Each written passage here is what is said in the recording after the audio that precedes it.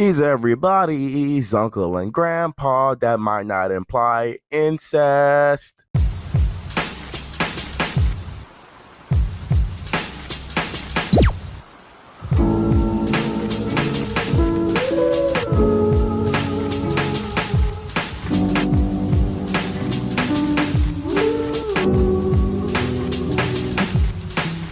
Uncle Grandpa, created by Pete Brongard, is a show about a couple of goofs helping out a couple of kids. Using his RV, Uncle Grandpa travels around the world to help kids with problems that they have every day. Now, these problems can range from simple to very outlandish, but whatever it is, it's a good romp and a good goof. Someone's shirt can be too small. Their selfies may not be coming out correctly. They may need help on a history project. But instead of Uncle Grandpa helping out in a normal mundane fashion, he usually takes the outlandish, unnecessary route, which ensues for comedy and enjoyment. Unfortunately, many people don't see Uncle Grandpa as a really great show, while I actually do. I know you're probably thinking I'm going for the unpopular opinion views, but no, not really. I actually do enjoy this show. It's actually pretty funny. Most of Uncle Grandpa's humor is derived from visual gags, and me myself, I find visual humor very amusing. But I mean, understandably, where I may find it funny, some may find it less amusing. To each is of their own, as they would say. The main characters in Uncle Grandpa are Uncle Grandpa, Giant Realistic Flying Tiger, Belly Bag, Mr. Gus, and Pizza Steve. Ooh, I used to hate this nigga with a passion. Little Pizza fuck think he cool. They ain't shit. Mr. Gus is basically Squidward except more funny, in my opinion.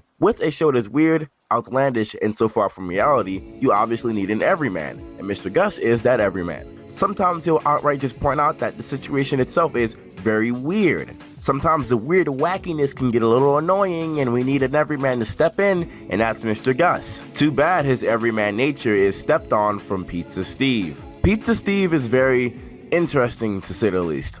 Normally his outlandish and radical behavior would be seen as nothing less than trash. But with Uncle Grandpa's constant praise of this nigga's stupidity, it's safe to say that he'll just keep doing the Pizza Steve stuff. Trust me though, when push comes to shove, this nigga's bitch made. Yeah, he is. Yeah. Fucking pizza. Yeah, you eating pepperonis off this nigga ass. Belly Bag and Giant Realistic Flying Tiger mostly serve as supporting roles in the show. Belly Bag is mainly the supplier of weapons and tools for Uncle Grandpa, while also occasionally being his witty sidekick. Giant Realistic Flying Tiger is just a teenage girl, but the joke is that she's a tiger. Also a superimposed realistic one, so, hence the Giant Realistic Flying Tiger, who, shoots rainbows out of her ass, because that's how giant realistic flying tigers fly.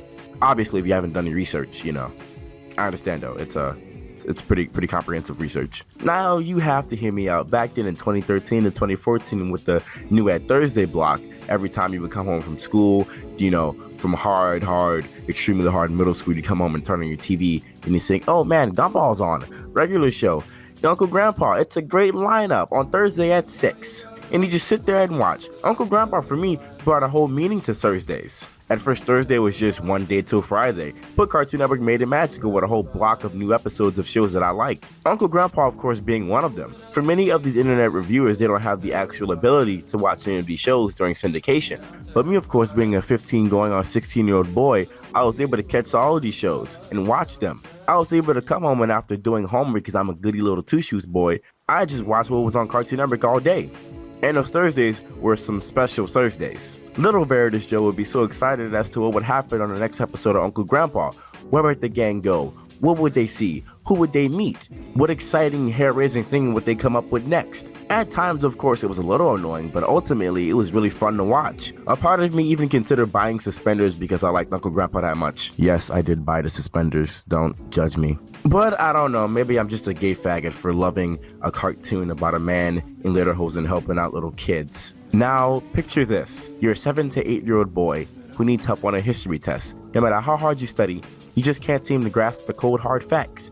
You don't know what to do, so you call on the mightiest Uncle Grandpa. Just then, the giant RV busts through your bedroom wall. The ground starts shaking, and then Uncle Grandpa appears. He comes out of the front seat of the RV. He looks you in the eye. The lights turn red. His shirt comes off. Your pants come off. With every step he takes, inching you and him closer and closer together. The ground starts to crack open. Lava and flames start to leak out. Eerie music can be heard played by Mr. Gus in the back. Uncle Grandpa inches you closer and closer, cornering you between the two bedroom walls. He reaches in the belly bag and takes out a whip and a dildo. In your last words, before he covers up your eyes and your mouth, for maximum enjoyment and pleasure, he utters one last demonic solitary phrase that'll be glued into your head forever to the day that you die. Good morning. Hey guys, I'd like to thank you for watching this video. It was really fun making. Uncle Grandpa is a show near and dear to my heart, and I love it, and I love it. If you're a fan of my content, please like the video, and if you want to keep up with me and see what I do, hit that subscribe. You should definitely check out more videos. Also, your boy has a Discord, link in the description. I love you guys very much and dearly, and as always, I'm Veridis Joe, and